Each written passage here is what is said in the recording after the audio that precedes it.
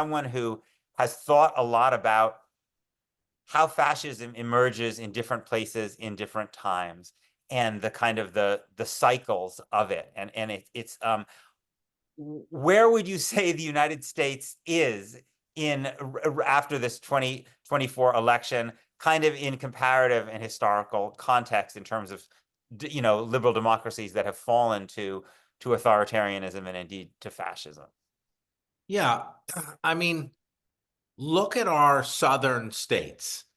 Many of our southern states are one-party states. There's no possibility of any democratic victory. That when I'm in Europe and I tell people that 38% of the population of Mississippi is black, they don't believe me because they know that Mississippi is entirely run by Republicans. Same with Alabama, huge black population, very little political power. So we have, David Pepper's book, Laboratories of Autocracy, already covers this. We've let state after state after state go down the road of a one-party state now, and nobody's really done anything about it. So, my reading of the current moment is that moving to the federal level. Now, the structure of what we're seeing, all these leaders, like let's take Netanyahu. Netanyahu, he's always looking for support to stay in power. Trump does the same, he brings the far right in. So Trump does the same thing. So what we're going to have, loyalty is the sort of a distinguishing feature of any version of authoritarianism, but particularly fascism, is loyalty trumps competence. So loyalty goes over everything. And what we have now is we have these various constituencies that have shown their loyalty to Trump.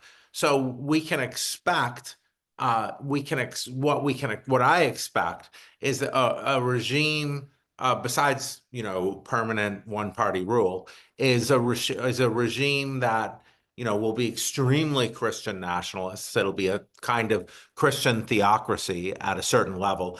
If you look at the suggestions that the newspapers are reporting on for the Secretary of Education, the co-founder of Libs of TikTok, the Oklahoma Secretary of Education or whatever he's called, who passed a rule saying that all classrooms have to have the Bible and all classes have to teach out of it. So we have to look at these, and newspapers are reporting this like it's normal. I mean, I was worried that Christopher Rufo, the guy who started the anti-critical race theory thing, would be Secretary of Education, but now I'm kind of hoping for him. So an extreme Christian theocratic agenda, and then tons of stuff for his billionaire backers. Giving them state contracts like in Hungary. You look at Viktor Orban's son-in-law, he gets tons and tons of state contracts. So I assume there's going to be that crony capitalism that, so we have these long-standing features of America. Like we already have long-standing, fascist, as Toni Morrison says, fascist answers to national problems. Largest prison, aside from now El Salvador, the largest, well, I think we still do have the largest prison population in the world. Aside from El Salvador, the highest incarceration rate, things like this. So we already have this structure in place that Democrats and Republicans have built together. And then, and we already have in the Black intellectual tradition, you refer to Jim Crow as fascism. And so what we have now is a kind of charismatic leader, cult of the leader, and just we have a cult of the leader, and it looks a lot more like these classic European fascist structures. And who knows where it's going to end, right? I mean, my grandmother left and father left Germany, left Berlin in late July 1939, and I guess Kristallnacht was a marking point, right? But but you could live, Germany in the 30s was a fascist regime, but there was no Holocaust. You didn't have mass imprisonment of Jews per se until Kristallnacht.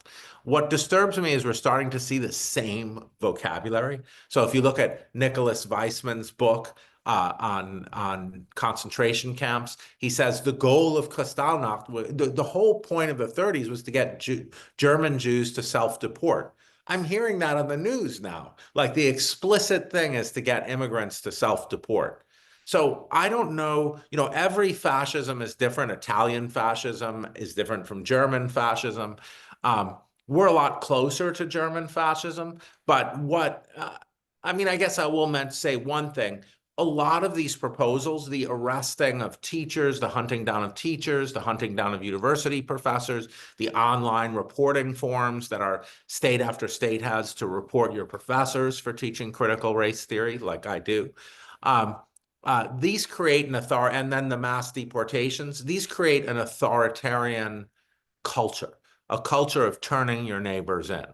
And I think we are very close to that. That would be the first thing I look for.